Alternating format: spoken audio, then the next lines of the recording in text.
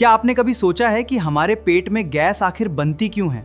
और सबसे इंटरेस्टिंग बात, कुछ गैसों में बदबू क्यों होती है जबकि कुछ गैसों में बिल्कुल नहीं। तो चलिए आसान भाषा में समझते हैं कि हमारे डाइजेस्टिव सिस्टम में गैस का पूरा खेल क्या है। जब हम खाना खाते हैं या पानी पीते हैं तो उसके साथ थोड़ी बहुत हवा भी हमारे डाइजेस्टिव सिस्टम में चली जाती है। इस हवा का काफी हिस्सा डकार के रूप में वापस बाहर निकल जाता है, लेकिन जो हवा आगे इंटेस्टिन्स तक चली जाती है उसका कुछ हिस्सा आगे निकल जाता है। इसके अलावा गैस बनने का एक और बड़ा कारण हमारी गट माइक्रोबायोटा यानी आंतों में रहने वाले अरबों खरबों बैक्टीरिया। हमारे छोटे और बड़े इंटेस्टाइन्स में मौजूद बैक्टीरियाज ऐसे फूड कंपोनेंट्स को भी ब्रेक डाउन करते हैं जिन्हें हमारा शरीर पूरी तरह डाइजेस्ट नहीं कर पाता।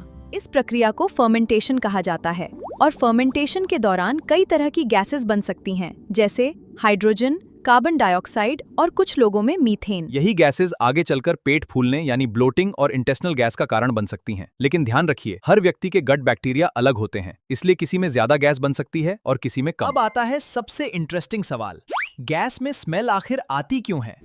असल में पेट की गैस का ज्यादातर हिस्सा अपने आप में बदबूदार नहीं होता। बदबू मुख्य रूप से कुछ सल्फर कंटेनिंग कंपाउंड्स की वजह से आती है। जब हम प्याज, लहसुन, कुछ सब्जियां या सल्फर कंटेनिंग फूड्स खाते हैं तो गट बैक्टीरिया इन फूड कंपोनेंट्स को ब्रेक डाउन करते हैं। इस दौरान पेट में हाइड्रोजन सल्फाइड जैसे सल्फर कंपाउंड्स बन सकते हैं, जिनकी मात्रा बहुत कम होने पर भी स्मेल काफी तेज महसूस हो सकती है।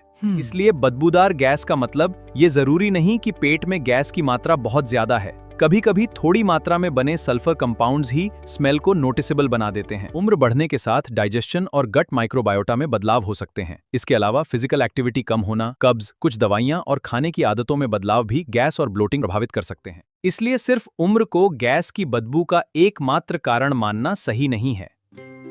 तो अगली बार जब गैस बस बने, याद रखिए, कुछ गैस बाहर से निकली हुई हवा से आती है और कुछ हमारे गट बैक्टीरिया के फर्मेंटेशन से बनती है।